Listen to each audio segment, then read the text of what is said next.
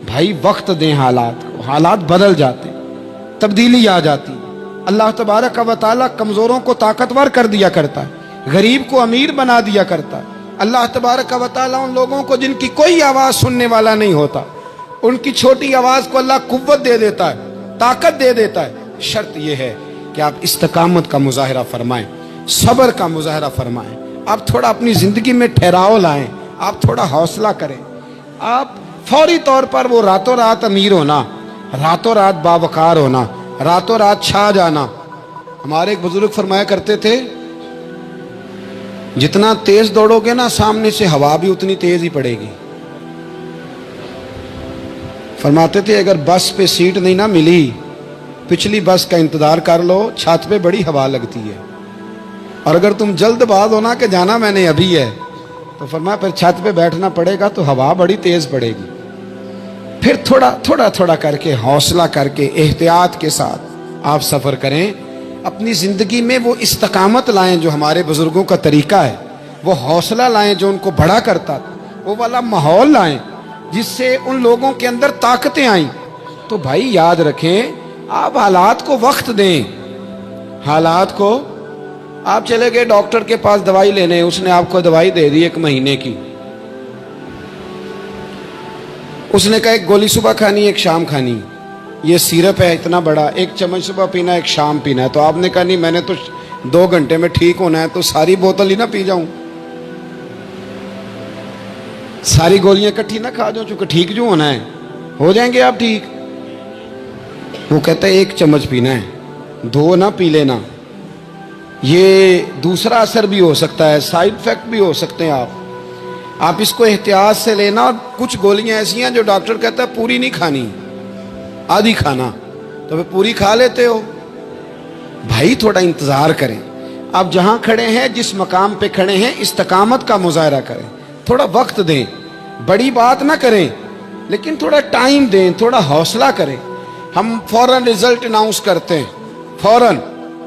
میرے سنگی کئی دفعہ کہتے ہیں کہ حضرت صاحب آپ کیسا محسوس کرتے ہیں، تو میں کہتا ہوں میں تو سیدھا محسوس کرتا ہوں۔ ہمیں لوگ فون کرتے ہیں ٹائم دو، جس کو دے دیا اس کے کاغذوں میں ویری گڈ ہے، اور جس کو نہیں دیا وہ سلام بھی نہیں لیتا، فون بند کر دیتا ہے، چھٹی۔ ویری گڈ آپ اس کے کاغذوں میں ہے جس کی بات پہ آپ پورے، اور جس کو آپ کہہ رہے ہیں کہ نہیں ذرا تو پیار کر، محبت کر، تو ٹائم دے، تو وہ اس بات کے لیے تیار ہے۔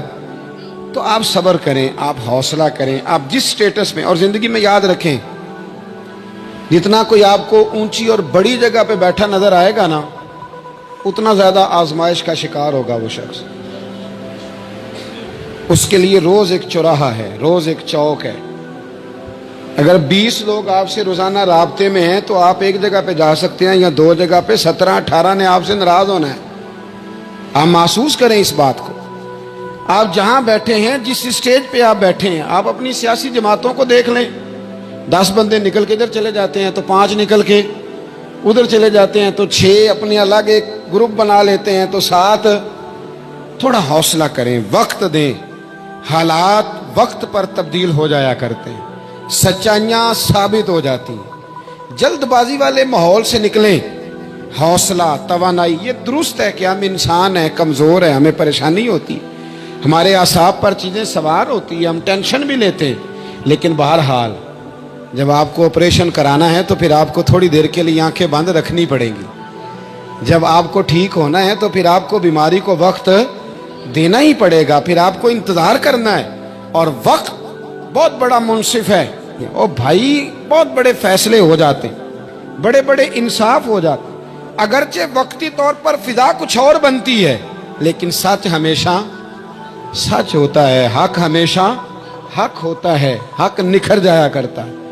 بہت سارے جھوٹ اور پراپوگنڈے کے بیچ میں سے سچ میں طاقت ہوتی ہے، وہ خود اپنی قوتیں بنا کے بیچ میں سے اڑ جایا کرتا ہے، اور اڑ کے وہ چھا جایا کرتا ہے، اس کے اندر قوت ہوتی ہے، ہمت ہوتی ہے۔ وقت دیں، حالات ٹائم دیں، آپ دیکھیں کتنی جلدی حالات بدلتے ہیں۔ بڑا نام ہے امام احمد بن حنبل کا، بڑا تذکرہ ہے، بڑا کچھ ہے۔ پتہ ہے آپ کو کہ امام احمد بن حنبل کتنا عرصہ جیل میں رہے ہیں؟ इमाम साहब को इतने दुर्रे मारे जाते थे कि जब आपका कुर्ता उतारा जाता था तो उससे खून नुचड़ रहा होता था। आज हम मुस्नद इमाम अहमद बिन हंबल एसी वाले कमरे में बैठ के पढ़ते हैं, और जब हम उसका हवाला दे रहे होते हैं तो हम कह रहे होते हैं, तो पता है मैं कितना बड़ा आदमी हूँ, 14 जिल्दों की किताब में से हवाला दे रहा हूँ। उस बंदे से पूछो जिसने लिखी है, उससे पूछो जिसने ये कमाल किया है। और इतना बड़ा आदमी और सच्चा बादशाह मार रहा है। एक दिन उसने ताना भी दिया, कहने लगा अहमद बिन हंबल, मुझे भी पता है आप ठीक हैं और आपको भी पता है आप ठीक हैं, जुल्म हो रहा है, ज्यादती हो रही है, पर लोग आपकी सपोर्ट क्यों नहीं कर रहे? दुनिया आपके पीछे क्यों नहीं चल रही? कोई आपके साथ क्यों नहीं आ रहा? तो इमाम अहमद बिन हंबल कहने लगे, इतना ही काफी नहीं कि तू मेरे ऊपर जुल्म करके भी मुझे सच्चाई कह रहा है, ये मेरी जीत काफी नहीं। और फरमाया अगर तूने रिजल्ट देखना हुआ ना तो तेरा और मेरा रिजल्ट जनाजे वाले दिन निकलेगा। हजरत सुल्तान बाहू से किसी ने कहा था जिंदगी में बड़े मुरीद हुए, कहने लगे नहीं, रब दा तालब कोई नहीं मिलया, जो मिले तालब ज़रदा हो। आए हैं लोग तवीज़ धागा लेने, रब दा तालब कोई ना मिलेगा, जो मिले तालब ज़रदा। वो लेने आए थे तवीज़, हमने भी देख के भेज दिया, बात ख़त्म हो गई। शाह बकीउद्दीन इब्ने मखलद के उस्ताद फरमाने लगे कि बेटा तेरा ज़रफ़ बड़ा है और मेरा इल्म थोड़ा है, अगर तूने सही तरह पढ़ना है तो बगदाद इमाम अहमद बिन हंबल के पास चला जा, सही तरह पढ़, फिर वो तेरी तिश्नगी ख़त्म करेंगे, तेरी प्यास बुझा देंगे, चला जा। कहते मैं कश्ती में बैठा आने के लिए, रास्ते में तूफान आ गया, कश्ती को जाना कहीं और था, चली कहीं और गई। एक जजीरे पे हम उतरे, फरमाते हैं कि वहाँ पैसे वैसे भी ख़त्म हो गए, पत्ते खा के गुजारा करना पड़ा। बगदाद की सिमत का तयन करके पता करके उस तरफ मैं चलने लगा पैदल। हमारा बच्चा माशाल्लाह से जो अब्बा जी से पूरे पैसे लेके जाता है ना पढ़ने के लिए, उसका भी पूरा प्रेशर होता है अब्बा जी के, आपको पता नहीं मैं पढ़ाई कर रहा हूँ। हालांकि बाद में पैसे सारे अपने अकाउंट में जमा कराता है, अब्बा जी को देता, लेकिन प्रेशर क्रिएट करता है कि मैं तालीम हासिल कर रहा हूँ आपके हुक्म पर, लिहाजा आप मेरा एहसान माने, माज़ अल्लाह था। कहते मैं तयन करके बगदाद की सिमत चलने लगा, शहर बगदाद की ये निशानी। कहते मैं जा रहा हूँ उस सिमत, पत्ते भी खाने पड़े रास्ते में, 1.5 महीना लगा तो मैं बगदाद पहुंचा। अब मैंने लोगों से पूछा कि इमाम अहमद बिन हंबल का मदरसा कहाँ है?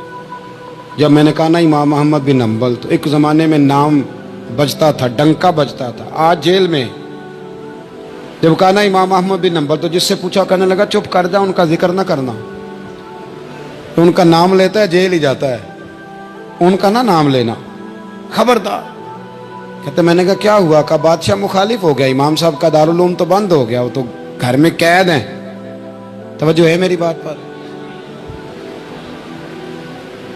ये ज़ौक़ अगर स्टूडेंट का बनता है ना, तो उस्ताद पढ़ाने वाला ना भी ना हो तो वो उस्ताद के सीने से इल्म खींच लिया करता है, खींच लिया करता है। ख्वाजा फ़कीर मोहम्मद चुराई रहमतुल्लाह अलैह के एक मुरीद थे, तो हज़रत ने उन्हें बड़ा कुछ नवाजा, तो कुछ लोग कहने लगे हज़रत जी इसी को सारा कुछ दे दिया है। फरमाने लगे बेलिया इदियां दावां ही बड़ियां सन, ये तो मैनू रिड़क के मक्खन कट के लै गया है, इदियां दावां ही बड़ियां सन। कुछ लोग होते हैं ना प्यारे, उन्हें तरीका होता है, दुआ ले लेते हैं और कुछ कहते रहते हैं हजरत जी दुआ करना, और दुआ लेने वाला काम कोई नहीं करते, कहते रहते हैं दुआ करना।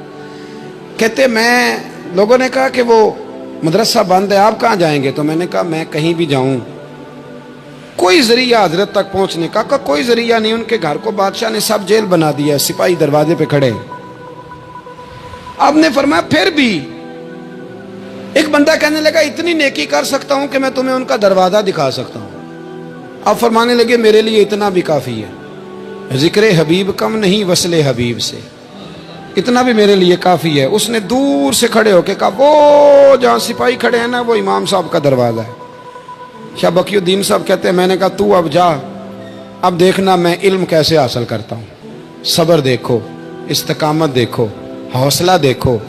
आप फरमाते हैं कि मैंने ना अपने सर से टोपी उतार के किसी को दे दी और बाल मैंने बखेर डाले सारे, एक जगह से 2 जगह से कुर्ता मैंने फाड़ लिया, हाथ में ना मैंने प्याला पकड़ लिया मांगने वाला, तेनू लब दिया आप गवाचे। मैंने ना प्याला पकड़ लिया हाथ में मांगने वाला, और जिस जगह गली में इमाम साहब का घर था ना, पहले कोने पे सदा लगाई 1 दिनार का सवाल है। कहते हैं 1 दिनार मिला, फिर दूसरे दरवाजे पे आया, 1 दिनार मिला, फिर तीसरे दरवाजे पे आया। मजनू बन के विच बाजारां कदी कखा वांग रुलाए ते कदी कुहाया कुंभा सारा, सिर नेजे उत्ते चढ़ाए। सजना यार मनाउण दी खातर असां की पेश बटाए। फरमाते मैं ना मांगने वाला, भिकारी बन के मांगने वाला नहीं, मैं अमीर बाप का बेटा था पर मैं मांगने वाला बन गया। मैंने फटे पुराने कपड़े, एक दरवाजे पे 1 दिनार। इमाम साहब का भी दरवाजा आया, कहते मैंने सदा दी, 1 दिनार चाहिए था। कहते इमाम अहमद बिन हंबल दरवाजे तक आए, और जब मेरे प्याले में कासे में दिनार डालने लगे तो मैं रो पड़ा। मैंने कहा मेरे महबूब करीम की हदीसों के वारिस और जानशीन, मैं तो कहाँ से चला हूँ, तुझसे हदीस सीखने आया हूँ। मुझे खैरात ना दे, मुझे मेरे मुस्तफ़ा की 2 हदीसें पढ़ा दे। तो कहते हैं शेख की आंखों में, इमाम साहब की आंखों में आंसू आ गए। फरमाने लगे यार मैं अभी सोच रहा था स्टूडेंट ही कोई नहीं, किससे हबीब की बातें करूं, आज तो पढ़ा दूंगा तो कल कैसे आएगा। अर्ज की हुजूर जब तक आप जेल में रहेंगे मैं भिखारी बना रहूंगा। मांगना जो है नौकर की ते नखरा की, जब लेना जो है तो खत्म हो गई बात, प्याला सीधा रखेंगे। आप फरमाते हैं कई महीने, 1 2 4 दिन नहीं, कई महीने मैं हाथ में ना प्याला ले लेता और गलियों में घूमता। 1 दिनार का सवाल है, इस्तकामत, सबर, हौसला। आप फरमाते हैं इमाम अहमद बिन हंबल का दरवाजा आता तो वो 1 दिनार भी रोज देते और हदीसें भी रोज ही पढ़ाते।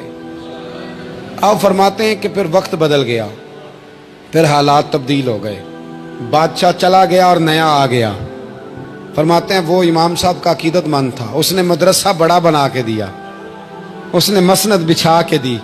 पहले दिन जब इमाम साहब मसनद हदीस पर जुब्बा पहनकर, इमामा बांधकर, खुशबू लगाकर मिंबर पर बैठे हदीसें बयान करने, फरमाते हैं जब मैं आया ना सामने तो मैं उन्हें देख के रो पड़ा, वो मुझे देख के रो पड़े। फरमाते हैं उन्होंने कहा रास्ता छोड़ दो, इसे आगे आने दो। जब मैं आगे आया तो इमाम साहब फरमाने लगे पहले भी बड़ा पढ़ाया था, अब भी जिंदगी भर पढ़ाऊंगा, पर जिस सब्र और इस्तिकामत से तूने पढ़ा है, जो मजा उन दिनों में आया है शायद दोबारा कभी ना। थोड़ा हौसला पैदा करें, थोड़ा इस्तिकामत का मुजाहरा करें, थोड़ा सा ना। वो हजरत ख्वाजा निजामुद्दीन साहब से एक शख्स ने आके कहा था मेरा पीर कामिल नहीं तो मैंने बदलना है। फरमाया शरीक कबाहत तो कोई नहीं। कहने लगा नहीं। तो आप फरमाने लगे तो अल्लाह की रज़ा के लिए खिदमत कर, हो सकता है तेरी खिदमत की बरकत से अल्लाह उसे कामिल कर दे, अल्लाह कामिल बना दे, तेरी बरकत से ही कामिल हो जाए। थोड़ा इस्तिकामत का माहौल बनाएं। मैं इस ज़माने में जो सबसे ज़्यादा कमज़ोरी महसूस करता हूँ लोगों के अंदर, यह है कि तदब्बुर नहीं, हौसला नहीं। एक बुत होता है मेरी ज़ात का जिससे मैं सारी ज़िंदगी बाहर नहीं निकल पाता।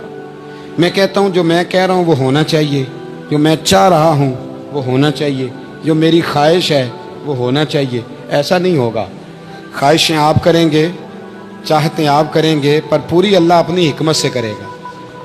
पूरा अल्लाह अपनी। मेरे नबी करीम अलैहिस्सलाम ने एक दुआ मांगी थी, अल्लाह मेरी उम्मत लड़े ना। तो रब करीम ने कहा महबूब ये दुआ मुझसे मांगे ही ना। इसमें भी उसकी हिकमत है कि आपको हक पहचानना है, खुदा रहा अल्लाह पे छोड़ें। हम बड़े बेहौसला हैं, हम बड़े कमज़ोर हैं, हमें तो अल्लाह ताला खैर करे। अब तो ज़माने में जो दवाई सबसे ज़्यादा बिकनी चाहिए वो वहम की दवाई है, वो सबसे ज़्यादा बिकनी चाहिए। हर चौथा आदमी इस वहम का शिकार है कि जाने क्या हो जाएगा। कुछ भी नहीं होगा, वही होगा जो मंजूर है। आपको तो माशाल्लाह याद है, वही होगा जो मंजूर है। कुछ चीज़ें अल्लाह रसूल पे छोड़ें, सब्र के साथ, इस्तकामत के साथ। एक बात मैंने शुरू में की थी, फिर दोहराता हूँ आखिर पे। ये सोच लें कि आप हक पे हैं कि नहीं, आप सच्चे हैं कि हज़रत अब्दुल्ला इब्न ज़ुबैर इमाम हुसैन के बाद यजीदी फ़ौजों के ख़िलाफ़ निकले थे। आपके कुछ साथी शहीद हो गए थे और कुछ पीछे की तरफ चले गए थे, पसपा हो गए थे। हज़रत अब्दुल्ला इब्न ज़ुबैर अकेले रह गए थे। उस वक़्त आपकी वालदा हज़रत अस्मा बिनते अबी बकर सिद्दीक़ 90 साल उम्र थी और आंखों से नाबीना थी। فرماتے ہیں میں اپنی اماں سے مشورہ کرنے آیا، میں نے کہا اماں میرے کچھ ساتھی پیچھے چلے گئے، کچھ شہید ہو گئے، میں جہاد میں اکیلا رہ گیا ہوں، حکم کیا ہے؟ تو اماں کہنے لگی عبداللہ پہلے یہ بتا تو حق پہ ہے کہ نہیں؟ میں نے کہا اماں ہوں تو میں حق پہ، پر مجھے تیری بڑی فکر ہے، تیری 90 سال عمر ہے، یہ تو میرے جو مقابلے والے ہیں یہ تو بڑے سخت گیر لوگ ہیں، میری لاش کے ٹکڑے ٹکڑے کر دیں گے، تو برداشت کر لے گی؟ تو حضرت اسماء نے پتہ کیا دلیرانہ جواب دیا تھا کہ بیٹا بکرے کو تکلیف صرف ذبح ہوتے وقت ہوتی ہے، جب اس کی کھال اتارتے ہیں پر اسے کوئی تکلیف نہیں ہوتی، جب اس کے ٹکڑے ٹکڑے کرتے ہیں اسے کوئی تکلیف، تو کہ بیٹا حوصلے کے ساتھ رہنا، صبر کے ساتھ رہنا، اگر تو حق پہ ہے پہلے یہ دیکھ لے، اگر آپ حق پہ ہیں، اگر نہیں تو توبہ کر کے حق پہ آئیں، اور اگر آپ حق پہ ہیں تو پھر آپ یہ ذہن بنا لیں کہ حالات بدلیں گے اور جو آپ کا نظریہ ہے وہ غالب آ کے رہے گا۔ اگر آپ حق پہ ہیں تو پھر اللہ آپ کو توفیق دے گا، لیکن زندگی میں ان چیزوں سے بچیں۔ امام اعظم کے خلاف سازش رچی گئی، امام صاحب رحمۃ اللہ تعالیٰ علیہ کے پاس ایک بی بی دوڑی، حضور مسئلہ پوچھنا، آپ عورتوں سے ملا نہیں کرتے تھے، میں نے سوال کرنا ہے جی، جلدی جلدی سے اندر آ گئی۔ عورت جیسے ہی اندر داخل ہوئی باہر شور ہو گیا، امام صاحب کے پاس عورت ہے، اس نے بھی شور کر دیا کہ معاذ اللہ ثم معاذ اللہ، 10 درازی کیا امام اعظم نے۔ لوگ امام صاحب سے کہنے لگے اب پراپوگنڈا ہو گیا، سارے شہر میں بات پھیل گئی، حضور آپ جواب دیں، آپ بھی کو بات کریں۔ فرمانے لگے کیا جواب دوں، بی بی اکیلا تھا، میں اندر آئی ہے، باہر شور ہوا ہے، عورت کہہ رہی ہے میں اکیلا تھا، میں جواب دوں بھی تو میری گواہی کون دے گا، میرے ساتھ کھڑا کون ہوگا، اس وقت کون ہے جو اٹھ کے کہے گا کہ نہیں نہیں ایسی بات کوئی نہیں، یہ تو ماحول تو اور رخ اختیار کر گیا، تو حضور اب کیا کرنا ہے؟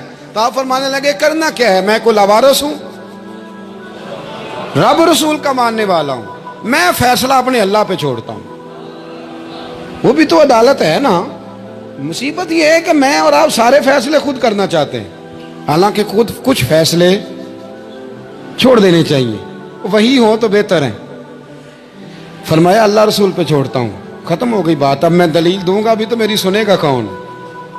اس طرح کے ماحول میں کئی دفعہ آپ دلیل دیتے بھی ہیں تو کوئی سننے کو تیار ہے، وقت فیصلے کرتا ہے، کون سنے گا؟ فرمایا بس ٹھیک ہے، لے گئے پکڑ کے کوتوال کے پاس، تھانے میں بند کر دیا، اب اتنا بڑا امام ہے تھانے میں بند ہے، عورت بھی باہر بٹھا دی گئی، امام صاحب نے اس سے کوئی ڈسکس نہیں کی۔ جب اندر تشریف لے گئے سپاہی 2-3 کھڑے تھے، امام صاحب او ہو رب کریم کے بندوں کا وہی طریقہ، امام صاحب نے وضو کے لیے پانی مانگا اور پھر امام اعظم نے نفلوں کی نیت باندھی اور 2 رکعتیں پڑھ کے کہنے لگے مالک عزتیں بھی تیرے پاس ہیں، ذلتیں بھی تیرے پاس ہیں، تو جس حال میں ابو حنیفہ کو رکھے گا مجھے شکوہ کوئی نہیں، میں تیری رضا پہ راضی ہوں، جیسے تو چاہے میں راضی ہوں تیری رضا پہ۔ امام صاحب دعا مانگ رہے تھے تو آنسو ہاتھوں پہ گر رہے تھے، نہ کبھی مصلی بھی آباد کریں، نہ کبھی دنیا کو تو دکھڑے بڑے سنا لیے، نہ 2 رکعتیں پڑھ کے روئیں رب کی بارگاہ میں، محبوب کا وسیلہ پیش کریں، نہ اسے بھی تو منائیں نا۔ امام صاحب کے آنسو گرنے لگے، سپاہی بھی پریشان تھے، وہ بی بی نہ خود ہی اٹھی اور امام صاحب کے قریب گئی، کہنے لگی پہلے مجھے دنیا والے کہتے تھے، اب میں سمجھ گئی ہوں آپ تو رب کریم کے نیک بندے، اب نہ روئیں، سویرے جانا ہے نا قاضی کی عدالت میں، تو میں سویرے گواہی دوں گی کہ میں نے جھوٹا الزام لگایا تھا، آپ ناراض نہ ہوں۔ امام صاحب فرمانے لگے اس سے نہیں بات بنے گی، اگر تو نے کچھ کرنا ہے تو جو میں کہتا ہوں وہ کر، امام اعظم تھے نا، جو میں کہتا ہوں وہ کر۔ اس نے کہا جی وہ کیا؟ آپ فرمانے لگے اب تیری گواہی سے بھی بات اور ہو جائے گی، اس کو کہہ لیا ہے، اس کو منا لیا ہے، اس کی منت کر لی ہے، اس کو رشوت دے لی ہے، حالات کا تقاضا اب اور ہے، اب اس کا جواب بھی کچھ اور ہی ہے۔ با پردہ عورت تھی برقعے میں لپٹی ہوئی، اس کو گھر بھیج دیا، وہ کوتوال سے کہنے لگی میں بیمار ہوں، مجھے چھٹی دے دو، سویرے آ جاؤں گی، مدعی مقدمہ تو میں ہوں، اب مدعی کو تھوڑی کوئی باندھ کے رکھے گا۔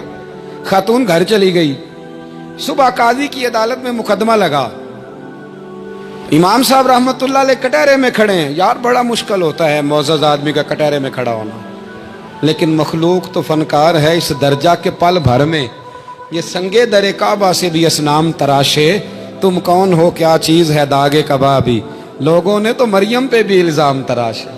یہ نہیں نا باز آتے لوگ، پھر مرضی ہے نا، ہونا کٹہرے میں کھڑا ہونا پڑ ہی جاتا ہے۔ کٹہرے میں کھڑے ہیں امام اعظم، تو قاضی پوچھتا ہے آپ کی بڑی قدر ہے، بڑی اہمیت ہے، تو آپ اس عورت کے بارے میں کیا کہتے ہیں؟ تو امام صاحب فرمانے لگے یہ جو کہہ رہی ہے اس سے پوچھ لیں۔ تو خود خاتون کہنے لگی میرا امام صاحب سے تعلق ہے۔ آپ فرمانے لگے ٹھیک کہتی ہے۔ ساری بھری عدالت سب لوگ حیران، حضرت تعلق ہے؟ فرمایا ہاں۔ کس طرح؟ فرمانے لگے میری بیوی ہے، زوجہ میری اہلیہ ہے۔ جناب کس طرح؟ فرمایا محلے کی بیویاں بلا لو، اس کے ابا کو بلا لو، چہرہ دکھا لو۔ وہ سارے لوگ جمع ہو گئے، چہرہ کھول کے دیکھا تو امام صاحب کی زوجہ تھی۔ امام صاحب نے اس خاتون کو کہہ کے بھیجا تھا کہ یہی برقع میری بیوی کو دے کے سویرے بھیج دینا، یہی والا برقع جو تو نے پہنا ہے، اب گھر جا اور میری اہلیہ کو یہ برقع دے کے بھیج دینا۔ وہ برقع دے کے اس نے بھیج دیا۔ جب امام صاحب رحمت اللہ علیہ کی اہلیہ ثابت ہو گئیں کہ یہ تو امام صاحب کی اہلیہ ہیں جو کھڑی ہیں، اب وہ جو سازش رچنے والے تھے وہ دائیں بائیں دیکھ رہے تھے۔ تو امام صاحب نے ایک بات کی جو بڑی شاندار ہے، فرمایا تدبیریں تم نے بھی کی تھی، پر جو تدبیر میرا رب فرماتا ہے نا، جو تدبیر میرا، فرمایا یہ ابو حنیفہ کی تدبیر نہیں، یہ تدبیر میرے اللہ کی ہے جو اس نے مجھے عطا فرمائی، مجھے سجھائی۔ اب قاضی صاحب نے حکم دیا کہ جتنے لوگوں نے الزام لگایا ہے وہ سارے معافی مانگیں، وہ آئیں جس نے بات کی۔ بھائی وقت کو دیکھیں، فیصلے اللہ کے حوالے کریں۔ ہم لوگوں نے جھگڑے کر کر کے، دلائل دے دے کے، بحث کر کر کے معاملات کو اتنا الجھا لیا ہے۔ آپ یقین کریں ایک ایک خاندان کی 15 میٹنگیں اور پنچایتیں ہو جاتی ہیں، پر رزلٹ صفر ہے۔ وہ جی وہ فلاں چودھری صاحب اس کے ساتھ مل گئے تھے، فلاں آدمی ادھر چلا گیا تھا۔ آپ تھوڑا وقت دیں، صبر کریں، استقامت کا مظاہرہ کریں۔ آپ دیکھیں حالات کس کروٹ بیٹھتے ہیں۔ کئی دفعہ صلح کی پیشکش کی جناب ابو سفیان کو، لیکن وہ مانتے نہیں تھے۔ حضرت عباس فرماتے میں نے کئی دفعہ انہیں کہا، حدیبیہ میں بھی میں نے کہا، انہوں نے سخت شرائط کے ساتھ صلح کی، لیکن جب حضور لشکر لے کے گئے نا میدان میں، توجہ ہے میری بات پر، 10,000 کا لشکر گیا تو پھر ابو سفیان خود اٹھ کے حضرت عباس کے گھر گئے، کہنے لگے میں نے تو آج آپ کے بھتیجے کی شان دیکھی۔ تو حضرت عباس کہنے لگے ابھی بھی وہیں کھڑے ہو، یہ بھتیجے کی شان نہیں، یہ اللہ کے محبوب کی شان ہے، یہ رسول کائنات کی شان ہے صلی اللہ علیہ۔ تو کہا اب میں صلح کرنا چاہتا ہوں، اب میری صلح کرا دو۔ وہاں بھی حضور نے یہ نہیں فرمایا جب ہم کہتے تھے تو کیوں نہیں آتا تھا، جب ہم معاہدات کرنا چاہتے تھے تو کیوں نہیں آتا تھا۔ میرے محبوب نے عزت دے دی، فرمایا تیرے ساتھ بھی صلح ہے، تجھے بھی معافی ہے، اور جو تیرے گھر میں داخل ہو جائے گا اسے بھی معافی ہے۔ ختم ہو گئی بات۔